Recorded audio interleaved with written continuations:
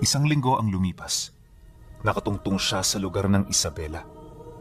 Sa kaduluduluhan pa kasi siya ng probinsya ng Quezon nagmula, kaya marami siyang ginawang sakripisyo para makarating sa lugar na gusto niyang puntahan. Pagpasok niya ng bayan, bumungad sa kanya ang nakakapanibagong tanawin. Marami ang taong nakita niyang abala sa pangangalakal at paglalako ng kani-kanilang mga produkto. Palagi ring abala ang lugar na parabang walang katapusan ng trabaho. Nanatili siya roon sa loob ng 2 araw para mamili at magtanong-tanong. Marami siyang nakausap na may nalalaman ukol kay Tandang Dignum, pero walang kahit ni isa sa mga ito ang nakapagtukoy sa bahay ng matanda. Basta ang ginawa ng mga taong yun, nagturo lang ng mga kakilala nila na pinaniniwalaan nilang merong nalalaman ukol sa lugar ng matandang hinahanap niya. Nang marinig naman niya ang sinabi ng mga ito, taos-puso siyang nagpasalamat bago umalis ng mapayapa. At dahil sa ilang araw pang paghahanap, ramdam niyang malapit niya na itong makita. Hindi naglaon. Pagsapit ng huling araw ng linggo, may nakilala siyang lalaki na magsasaka malapit sa bundok kung saan siya pupunta. Kadyo ang pangalan nito, at base sa salaysay nito, matagal na nitong kilala si Tandang Dignum. Nakatira yon sa bundok na naroon sa harapan ng palayan. Ngunit dahil sa dalang lang nitong bumaba, kaya kokonting tao lang dito ang nakakaalam. Pagtatapat pa ni Kadyo sa kanya, na minsan nakikita niya itong naglalakad sa gilid ng palayan nila. Di naman niya yun pinapansin, gawa nang wala naman siya ritong importanteng pakay.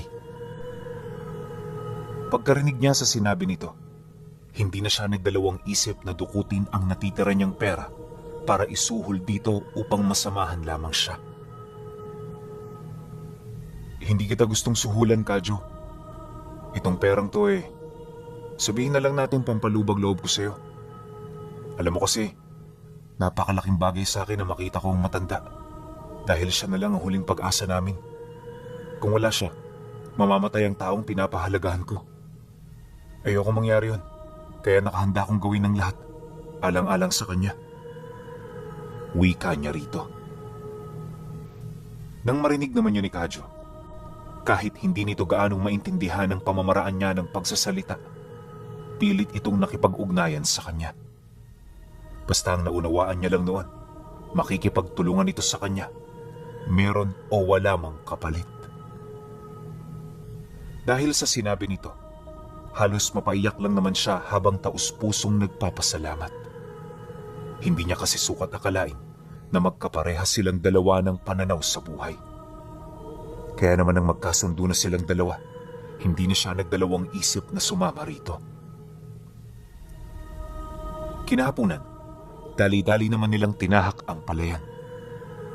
Nasa 22 hektarya ang lapad nito, kaya hindi biro ang ginawa nilang paglalakad para lamang marating ang pinakadulo. Halos ilang oras din ang kanilang binuno hanggang sa marating na nila ang hangganan ng lupang malapit sa bundok. Pagdating naman nila rito, pumungad sa kanya ang malawak na ilang na alam niyang hindi pa gaanong napapasok ng tao.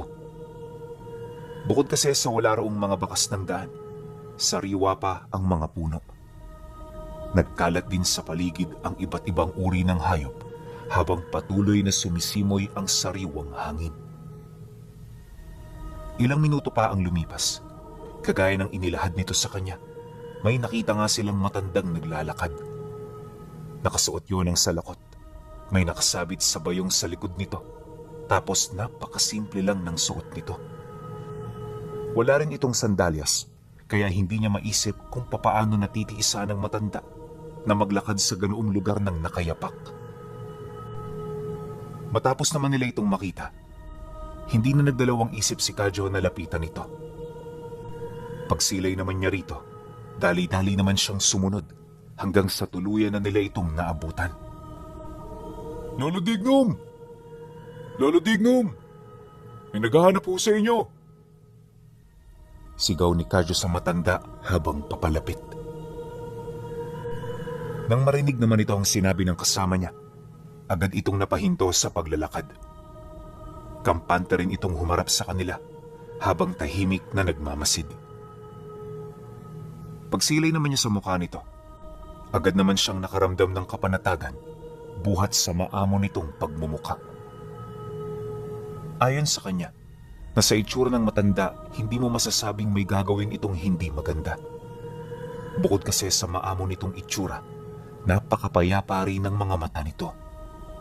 Walang kahit na anong galit siyang nakita rito, kaya nung magpang-abot ang kanilang paningin, punong-puno siya ng pag-asa na yun na nga ang taong hinihintay nila. Pagharap naman nilang dalawa, bigla naman itong nagsalita gamit ang kanilang dialekto. Sa tono ng pananalita nito, halos akalain niyang nagmula ito sa lugar nila. Ayon sa matanda, lahat ng naghahanap sa kanya ay merong importanteng pakay.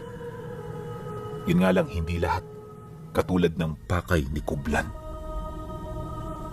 Dagdag pa nito na, yun ang rason kung bakit pinahintulutan niya ang dalawa na pumasok sa lugar nila. Pagkatapos nitong magsambit ng mga kataga, agad sila nitong inanyayahan na sumunod. At habang sila'y naglalakad, inilahad nito ang mga rason kung bakit mas mainam na sa bahay na lang sila nito mag-usap. Pasensya na kayo kung kailangan pa nating pumunta sa bahay ko. Alam niyo kasi, maraming mga naglipa na ritong mga masasamang nilalang. Palagi silang nakikinig sa mga pag-uusap at lahat ng problemang nalalaman nila, ginagamit nila para sa kanilang mga biktima. Maganda lang tingnan ang lugar na ito, pero kapag nalaman niyo ang totoo, alam kong matatakot kayo. Wika nito. Nang marinig yun ni Kublan, napalunok lang naman siya ng laway habang umiikot ang kanyang paningin. Hindi naglaon. Pagdating nila sa bahay nito, bumungad sa kanya ang maliit nitong bahay sa gilid ng isang batis na may maliit na talon sa unahan. Malawak ang lugar at mula sa bahay ng matanda, patag na ang bakuran. Yun nga lang, matarik ang banging pwede mong bagsakan kung sakali mang hindi ka titingin sa iyong nilalakaran. Pero sa kabuuan, napakaganda ng tahanan ng matanda. Yun ba nga akalain mong sa imahinasyon mo lang iiral ang ganoong lugar? Patapos naman nila itong makita, agad silang umupo sa mga upuang nasa labas ng bahay. Si Tandang Dignum naman, pumasok na sa loob para gawan sila ng merienda. Maya-maya pa paglabas nito, bit-bit na nito ang tinimpla nitong kape at niluto nitong lugaw. Pag-abot nito sa kanila, agad naman nila yung kinain ng walang kahit na anong pagdududa. At nang makapagpahinga na sila, tsaka pa lamang nila pinag-usapan ang tungkol sa kanyang problema. Pag-utos sa kanya ng matanda na ikwento ang lahat ng pinagdaanan nila, sinikap niyang wala siyang makakalimutan kahit isang detalye. Naging matapat din siya sa lahat ng oras, nang sa gayoy hindi ito magkamali. Nang marinig naman ito ang kabuuan ng kanyang kwento, agad naman yung napaisip. Maya-maya pa, muli itong bumalik sa loob ng bahay para kumuha ng tawas at platong may lamang konting tubig. Paglapag nito sa kanyang harapan, agad yung tumayo, sabay balot sa ulo niya ng isang itim na tela. Huwag kang gumalaw. Tiisin mo lang ang paso ng kandila. Matapos nitong magsalita, tsaka pa lamang siya nito tinawas. Habang umiikot ang kandila sa kanyang ulo, rinig na rinig niya ang mga usal na binubulong nito. Nagtagal din yun ng ilang minuto bago ito inalis ni Tandang Dignum sa kanyang ulo. Pag-upo nito sa kanyang harapan, binalot nito sa dahon ng saging ang hawak nitong tawas. Matapos nun, sinunog niya ito sa apoy ng kandila habang patuloy pa rin sa pag-usal. At nung kumulo na ang tawas, dahan-dahan niya itong isinaboy sa plato kasama ng luha ng kandilang ginamit. Nang magawa na niya ito, doon bumungad sa kanila ang isang figura na ayon sa matanda ang responsable sa sakit ng kanyang mahal sa buhay. Dagdag pa nito na hindi simpleng pangungulam ang ginawa dahil may kaakibat ito ng basbas ng demonyo. Pagtatapat pa nito na marami ang pamamaraan ng pangungulam pero ang paggamit ng parte ng mga yumao sa pagpapadala ng sakit ang siyang pinakamapanganib sa lahat. Kapag kasi tinamaan ka ng ganoong aral, hindi ka basta-bastang mamamatay. Wala ring silbi ang lunas na gagamitin sa'yo dahil hindi yun tatalab. Basta, hanggat gusto ng mangkukulam na buhay ka, mananatili kang buhay para mapagdusahan mo ang mga kasalanan mo sa kanila. Mariin din itong inilahad na maaaring may nagalit na mangkukulam sa kanyang ama, kaya yun gumawa ng ganoong katinding ritual. Pagtatapat pa nito sa kanya, na para mabasag ang ganoong sumpa, kailangan nilang hanapin ng mangkukulam o hindi naman kaya'y dakpi ng mismong kaluluwa nito. At magagawa lang nila yon kung meron siyang daladalang damit o gamit ng kanyang ama na suot-suot nito habang pinapahirapan ito. Uunahan na kita. Kapag wala kang dala, hindi mo ako pwedeng pakiusapang sumama sa'yo. Kagaya mo, may mga responsibilidad din akong tinutugon dito araw-araw. Marami rin akong tinutulungan. Kaya kapag tinalikuran ko sila para sa tatay mo, para ko na rin silang pinabayaan o pinatay. Kaya sana maunawaan mo. At base na rin sa kwento mo, hindi na rin tayo makakaabot kung sakali mang magbakasakali pa. Wika nito sa kanya. Nang marinig niya ang sinabi nito, agad naman siyang napaisip sa kung ano ang dala niyang gamit ng kanyang ama. Sa pagkakaalam niya kasi, kinuha niya ang singsing nito nung nakaratay na yon sa higaan. Ang problema, hindi niya matandaan kung saan niya ito isinuksok. Kaya habang nagsasalita ang matanda, naging abala siya sa paghahanap nito. Lahat ng dala niya isa-isa niyang inalis sa sisidlan hanggang sa dito na niya nakita ang singsing na kanyang hinahanap. Pagkakuha naman niya rito, agad niya yung iniabot sa matanda kasabay ng pagsagot dito ng, "Yan ho ang singsing ni Itay na palagi niyang suot-suot nung siya'y malakas pa. Suot niya rin ho yan nung manghina siya at rumatay sa kanyang higaan. Pwede na ho ba yan, Tandang Dignon?" Nang marinig naman ito ng matanda, tumangulang naman ito habang sumasagot sa kanya.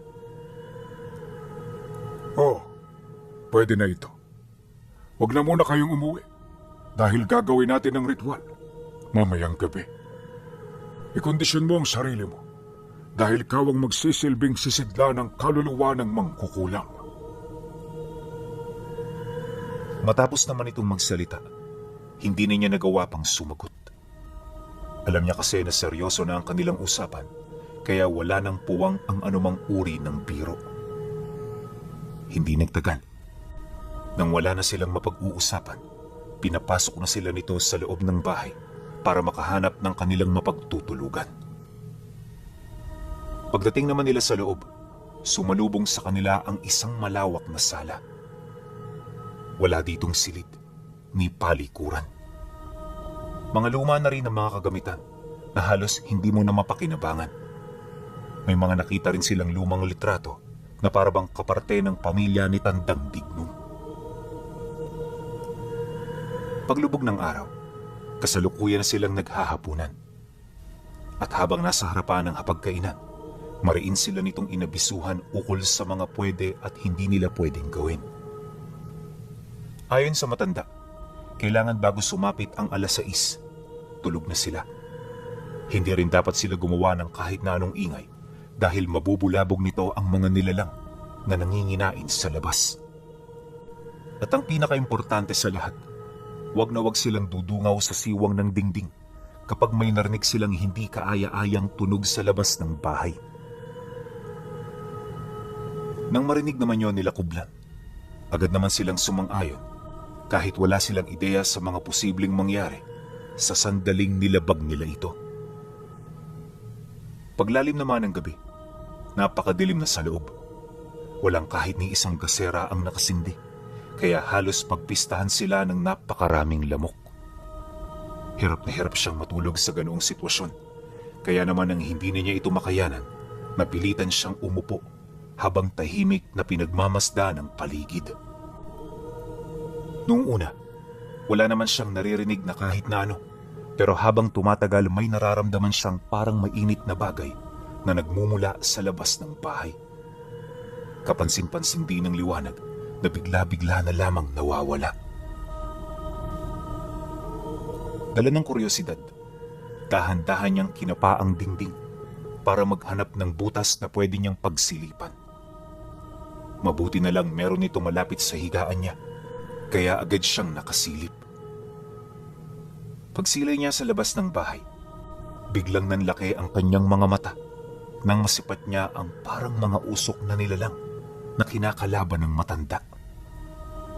Hindi niya mawari kung ano ang mga ito, pero base sa kanyang nakita, para itong buhawi na merong muka. May matatalas din itong pangil at nanlilisik na mga pulang mata. Marami rin yung galamay na paulit-ulit na ipinupulupot nito sa matanda kapag nagkakaroon yon ng pagkakataon.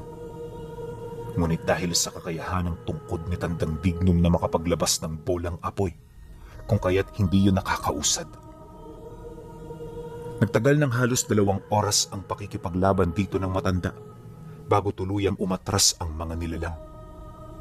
At nung makalayo na ang mga ito, tsaka pa lamang tumahimik ang buong paligid. Umaliwalas na rin ang langit kasabay ng pagkawala ng napakabigat na presensya. Matapos naman niya yung masilayan, dali-dali siyang bumalik mula sa pagkakahiga.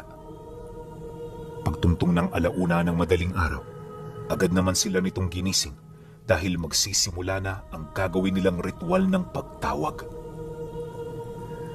Nang maramdaman yon nila Kadyo, dali-dali naman silang umupo. Yung kaibigan niya papungas-pungas pa ng mga mata habang siya naman ay tulalang nakatitig sa kawalan na parabang naglalakbay ng napakalayo ang kanyang isipan. Nang mapansin naman ito ni Tandang Dignum, bigla naman siya nitong binatukan sabay wika sa kanya lang. Hindi ba kakasabi ko lang kanina na huwag kayong sisilip? Anong ginawa mo, Kublan? Bakit mo sinuway ang utos ko? Hindi mo man lang ba naisip na maaari mo itong ikapahamak? Kung nadala ka sa takot mo, paniguradong mapipilitan kang lumabas sa bahay na ito. At kapag ginawa mo yun, katapusan mo na. Nang marinig niya ang sinabi nito, sa halip na magdahilan, agad siyang humingi ng tawad. Mahinahon din niyang inilahad ang kanyang parte para naman kahit papaano maunawaan siya nito. Matapos naman yung marinig ng matanda, napabuntong hininga na lamang yon habang inuutusan sila nito na sumunod.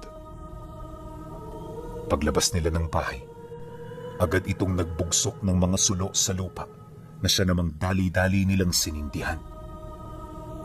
At nung magliwanag na ang paligid, dito na inilatag ng matanda ang itim na tela na merong pulang marka.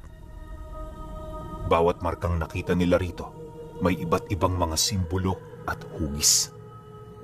Kapansin-pansin din ng mga letrang nakapaikot na parabang may kakaibang kahulugan. Matapos naman yung gawin ni Tandang Dignum, inabisuhan siya nitong humiga sa gitna. Pinapikit din ito ang kanyang mga mata habang nararamdaman niya ang dahan-dahan itong pagtali sa kamay at mga binti niya.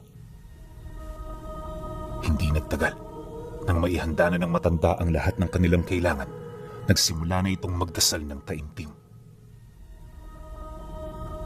Sa mga unang bahagi ng engkantasyon, wala pa siya gaanong nararamdaman.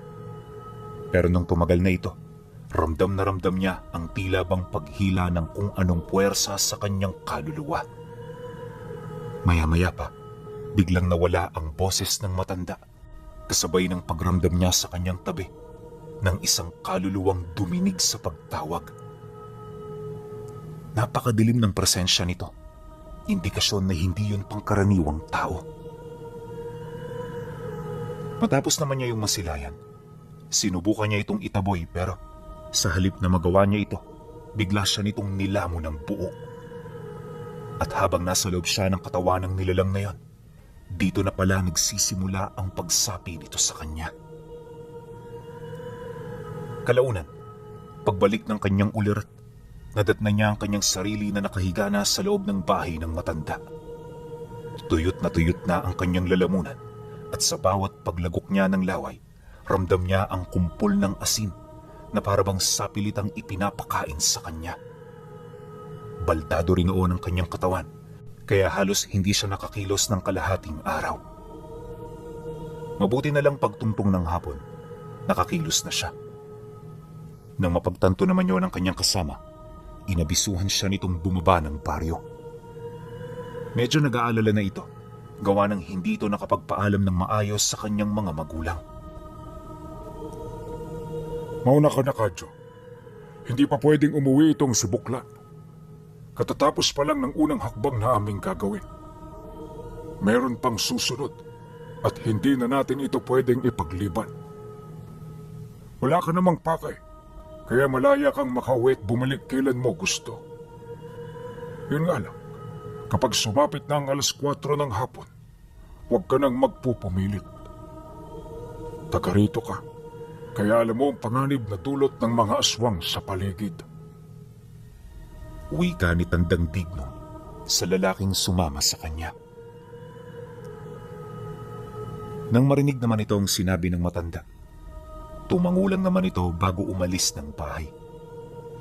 At pagkatapos ng naging pag-uusap, tsaka pa lamang nito tinalakay ang susunod nilang gagawin. Inilahad din ito sa kanya na patay na ang mangkukulam, pero hindi ibig sabihin nun niligtas na ang kanyang ama. Dahil kung hahayaan nila ito, posibleng isasama ito sa hukay ng nilalang. Hindi makakapayag si Tandang Dignom na gano'n ang mangyari, dahil batid nito kung gaano kahalaga kay Buklan ang mahal niya sa buhay na pinipilit niyang ilaban. Pagsapit ng gabi, muli silang nagsagawa ng ritual. Subalit sa puntong yon, wala nang nangyaring pagpapasapit. Karamihan sa ginawa ng matanda, purong pagpapalipad na lamang ng dasal upang masiguro ang mabilis na paggaling ng kanyang ama. 2 araw din nila yung ginawa hanggang sa tuluyan ng matapos ang kanilang mga nasimulan. At nung kumpirmahin na nito sa kanya na nasa maayos ng kalagayan ng kanyang ama, dito pa lamang siya nakahinga ng maluwag. Gustong-gusto niya na noong umuwi pero naging mahinahon siya dahil hindi niya pa nasusuklian ang kabutihang loob ng matanda sa kanya. Sa pagsapit ng araw ng kanyang pag-alis, muling bumalik si Kadyo sa bahay nito. Pumunta ito para sunduin siya, kaya bago pa man siya maghanda ng gamit, puso sa puso na niyang kinausap ang matanda ukol sa pwede niyang ialay dito bilang kabayaran sa kabutihang loob nito. Dagdag pa niya na nakahanda siyang ibigay ang lahat ng pagmamay-aring meron siya kung sakali mang yon ang hahangarin nito.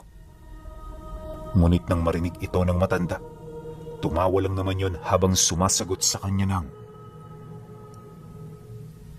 Ang makauwi ka lang ng bahay, sapat ng kabayaran para sa akin.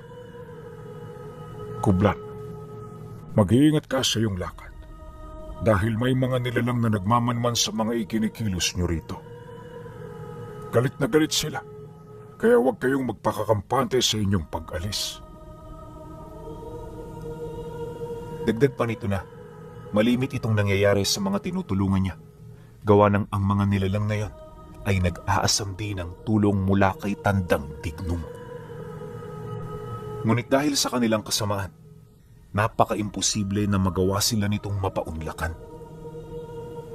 Nang marinig niya ang sinabi nito, dito na siya nagtanong ng nagtanong hanggang sa malaman niya ang iba't ibang lahi ng mga aswang na naninirahan papaikot sa pinagtitirahan nito. Mariinding inilahad ng matanda na lahat ito ay merong masamang balak sa kanya, kaya nakakasiguro ito na hindi magiging madali ang pagbaba nila. Ngunit sa sandaling makalabas sila ng palayan, nakakasiguro na itong ligtas na sila. Pagtatapat pa ni Tandang Dignom, hindi sila nito pwedeng samahan buhat sa kasunduan nito sa mga engkantong naninirahan sa paanan ng bundok. Kaya sa madaling sabi, sarili lang nila ang kanilang maaasahan sa pagkakataong yon. Pagkarinig naman niya sa sinabi nito, mas lalo pa siyang nagmadali. Bukod kasi sa papasapit na ang dapit hapon, ramdam din niya ang mabilis na pagtakbo ng oras. Yun bang para itong nakikipaghabulan sa kanila? Ilang minuto pa ang lumipas dahil sa bigat ng kanyang mga dalang gamit. Ang mga importanteng bagay na lang ang pilit niyang ipinagkasya sa iisang lalagyanan. Pagkatapos nito, nagmamadali silang umusad hanggang sa makababa na sila sa bahay ng matanda. Pagdating nila sa kakahuyan, dito na nila narinig ang iba't ibang huni ng mga aswang. Napakaligalig na rin ang paligid, indikasyon na merong mangyayaring hindi kaaya-aya. Kaya nang mapagtanto ito ni Kadyo, pilit na siya nitong hinihila habang paulit-ulit na inaabisuhang magmadali na. Kaso lang, di pa man sila nakakalabas ng kakahuyan, may tumambang na sa kanilang 3 malalaking aso. Habang nakatitig ito sa kanila, panayang pag-aangil ng mga ito hanggang sa bigla na lamang sila nitong sinunggaban. Kaya naman kahit ayaw nilang magkahiwalay, napilitan silang tumakbo sa direksyong naisip nilang ligtas na daanan. Habang tinatahak niya ang daan, lahat ng gamit na dala niya, pilit na niya noong iniwan. Sa ganoong pagkakataon kasi, di hamak na mas mahalaga ang kanyang buhay, higit sa ano paman.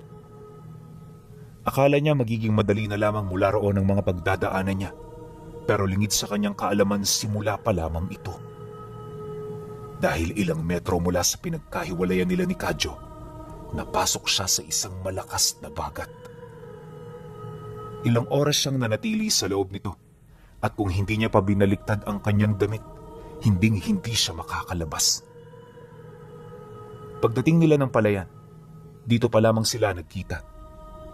Habang siya ay punong-puno ng galos, si Kadyo naman ay halos maligo na sa sarili nitong dugo. Paika-ika na rin yung kumaglakad, pero hindi pa rin ito nawawala ng pag-asa na mabuhay. Pagsilay niya sa kalagayan nito, di siya nagdalawang isip na ito ay tulungan. At kahit hirap na, pilit silang umusad sa pagbabaka sakaling may makikita silang tao di kalayuan sa dulo ng palayan. Ang problema lang, habang pilit silang naglalakad papalayo, kapansin-pansin ang paikot-ikot na paglipad ng mga aswang sa langit. Yun bang parang naghahanap lang ito ng pagkakataon para mandagit? Nung masipat ito ni Kadyo, binulungan siya nito na mas ligtas ang gumapang sa mga palay. Mabagal man ang pag-usad, ang importante hindi sila nito makukuha. Dagdag pa nito na, kailangan lang nilang maging matyaga dahil ilang kilometro mula sa kanilang kinaroroonan, may taong paparating upang mag-abot sa kanila ng tulong. Bago pa man kasi yun bumalik sa bahay ni Tandang Dignong, nag-abiso na ito ukol sa pwedeng mangyari. Nang marinig naman niya ang sinabi nito, mas lalo pa siyang nagkaroon ng pag-asa. Habang gumagapang silang dalawa, ramdam na ramdam nila ang pagtakbo at pagsuyod ng mga aswang na nakabuntot sa kanila. Yung mga nasa himpapawid naman, panay na ang pagbulusok habang naglalabas ng nakakatakot na huni. Nakakabaliw yun kung pakikinggan, pero sa kabilang banda, nakaya nila itong pagtiisan.